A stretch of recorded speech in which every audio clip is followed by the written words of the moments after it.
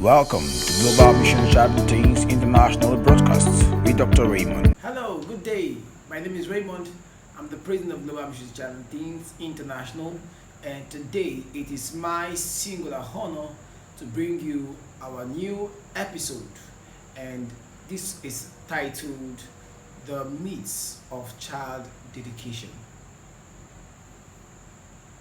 Now, I will be talking about something that has not been unveiled in time past, which has been made known to us in this generation. And I believe that at the end of this, you'll be able to unravel some mysteries, some puzzles in your hearts, things about your children that have been troubling you all this while. Today, you will find answers to them. Now, what is child dedication? Now, ceremonially, people carry their children to altars and dedicate them without knowing the full essence of what they are doing. But child dedication is deeper than the physicalities we see, the physicalities we practice in going to church or going to mosque or going to wherever we go, we take our children to for child dedication. Now, what is actually child dedication? Child dedication is actually committing children into the hands of supernatural beings. It is actually giving credit to whomever we think gave us the child. Human beings believe that there is a spiritual undertone to life, and that's the reason why we commit our children into the hands of the supernatural entities. Now, the truth is that there is more to parenting than what we see. There is more to parenting than the physical parenting techniques and skills which we put into place to ensure that our children are brought up effectively. Now, in the ancient times, our forefathers and even some people in this generation still practice the traditional methods of child education, whereby they take their children and commit them to the hands of various altars. And the spirits in charge of those altars take charge of those children from that point in time. They begin to supervise their lives and begin to guide them and lead them. Now, some people get hooked up to these altars to the point that they become priests of these very altars. Some get married to the spirits in charge of these altars, and that's the origin of what we see as spiritual husbands and spiritual wives. Now, some parents, after looking for children for a very long time, consult with marine spirits, with water spirits, to get children. Sometimes they even go to so-called prayer houses that have links with this marine world, with these supernatural powers that are not of God. And when they get these children come under direct influence of these spirits. And the fact is that no matter what you do as a parent, your effort is infinitesimal compared to the influence of such spirits over your children. And that's the reason why most times parents try everything within their capacity, and yet they are unable to tame their children. The answer lies in dedication. The subject of your child's dedication determines the object of your experiences in life.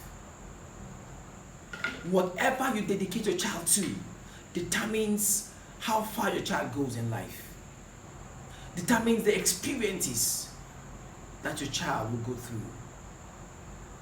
Dedication is a deliberate act. Sometimes it is not in the going to appreciate the being or appreciate the personality, the spiritual personality.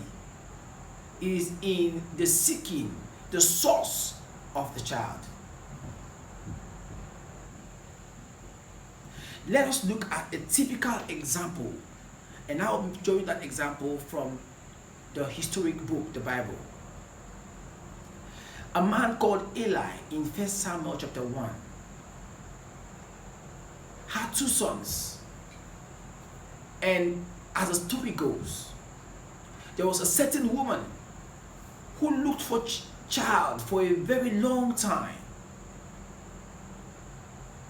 She so sought God until one day her prayer was answered and God gave her a child called Samuel.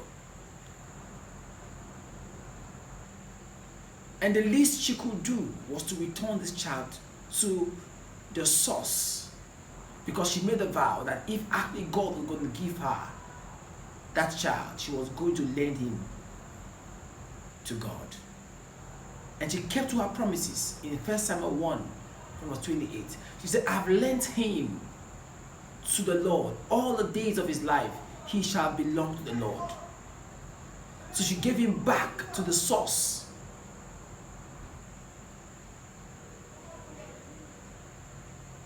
And we saw in that story that the sons of Samuel, or Eli rather, were seemingly unruly. They were seemingly insubordinate to their father. Despite all his reproofs and all his instructions, they consistently defied it and chose their own path. And I began to look into the story, and I saw that Samuel was under the same parental influence, the same environmental influence, yet he turned out to be a very responsible and reputable man in his generation. Meanwhile, the same sons of Eli turned out wrongly, and it became an eyesore and a pain in the back of the people of Israel, the people of their day. So much so that they rejected them from the society. And I began to make studies, and I discovered in that same scripture, 1 Samuel 2, verses 12, it said, and the sons of Eli were sons of Belial. They did not know the Lord. In other words, they were dedicated to Belial. No wonder we did not hear of their mother, because it was actually Samuel's mother that dedicated Samuel to the Lord, meaning that the mother of Hophni and Phinehas, the sons of Eli, were dedicated to Belial, with or without the knowledge of their father.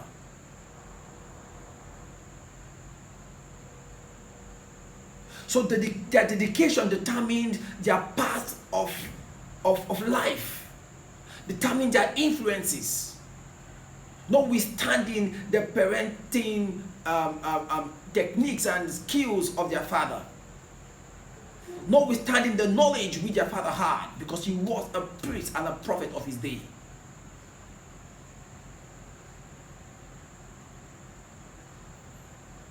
If someone was to turn out wrongly, Samuel was to turn out wrongly, because his mother was not there. And we know the role, the key role, the vital role of maternal presence in parenting. But he only had the opportunity of seeing his mom once every year. And we also know the power of role modeling in parenting. So he did not have the privilege and the luxury of having the mother by his side to guide him.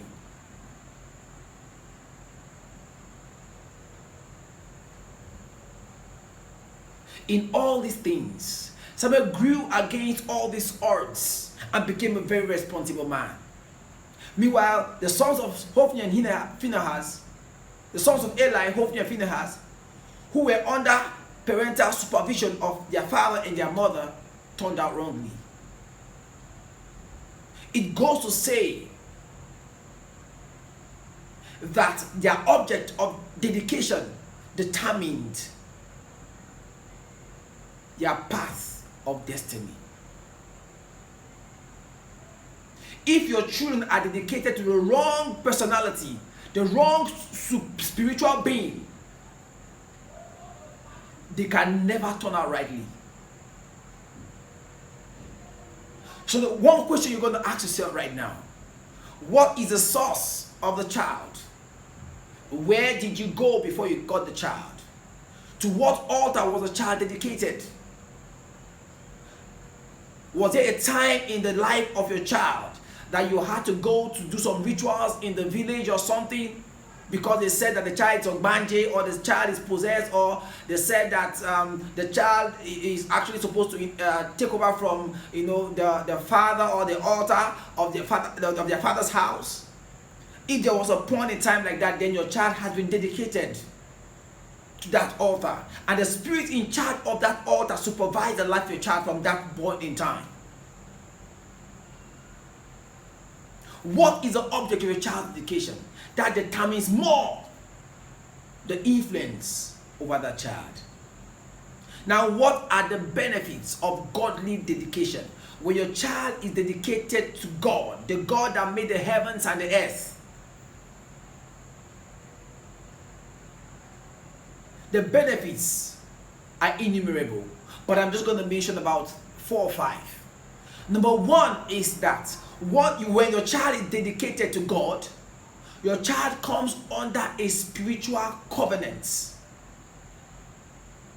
God puts a seal of ownership over your child.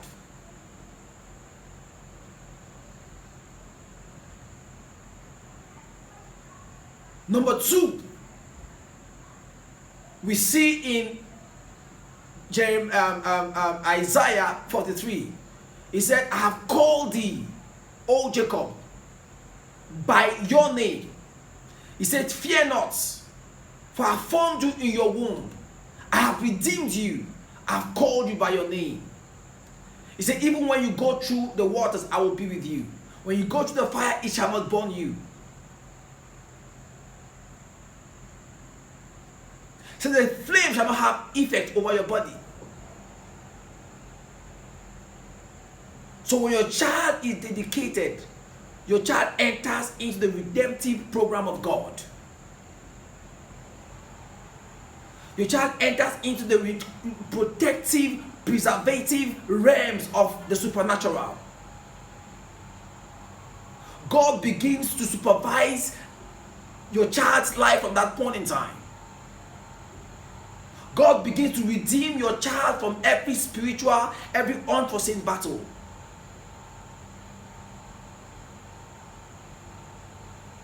When he goes through the fire, God is with him. When he goes through the water, God is with him. You may never be always there for your children, but God will always be there once they are dedicated to him.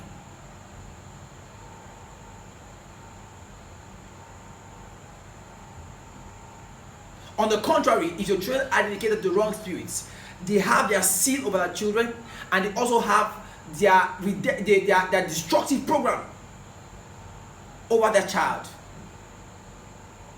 because that is how they're being conformed. The conformation of the devil is to destroy. The conformation of any other spirit apart from the Spirit of God is to destroy, for he has come to steal, to kill, and destroy. So we ought to be careful. We may have good intentions, but we ought to tread with caution when matters of dedication arise. Number 3 benefit of being dedicated to God is that your child, God, he said, I have good thoughts for you, thoughts of peace and not of evil, to give you a hope and a future. Jeremiah 29 verse 11.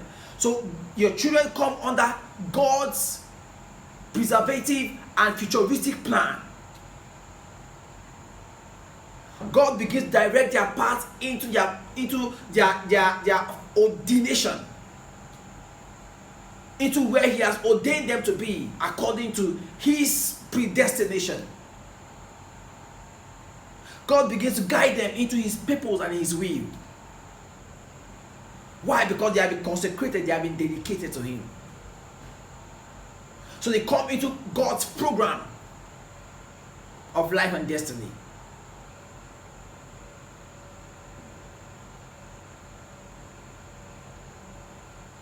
Now the next one is that when children are dedicated to God, they activate the angelic realms of divinity. Matthew 18 verse 10.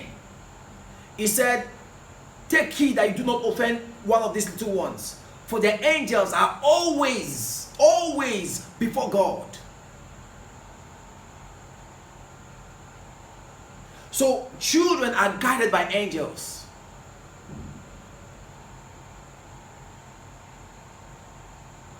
There are angels responsible for children. And those angels are delicate angels. God doesn't joke with them. So when your children are dedicated to Him, it activates those angels and they swing into action and they ensure that your children are always safe. Have you ever wondered why sometimes certain accidents, domestic accidents that have occurred didn't result in fatalities? It is simply because of their dedication. The angels were always there to guide them. Now the last thing I'm going to mention is that when children are dedicated to God, they start on the very right notes. They start on the very right path.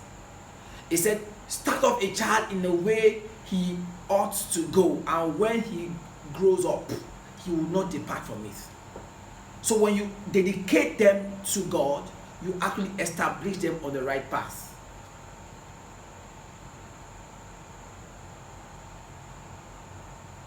Dedication is key to parenting.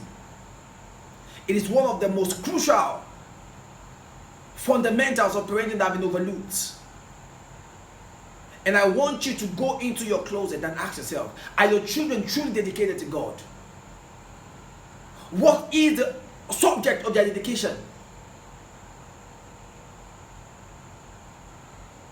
Did you just do a ceremonial occasion, or did you do a deliberate act to ensure that your children are within the coverage of divinity?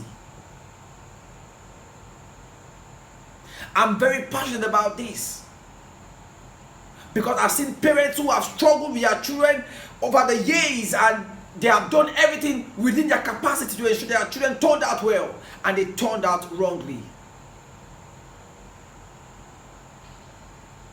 Consciously dedicate your children today.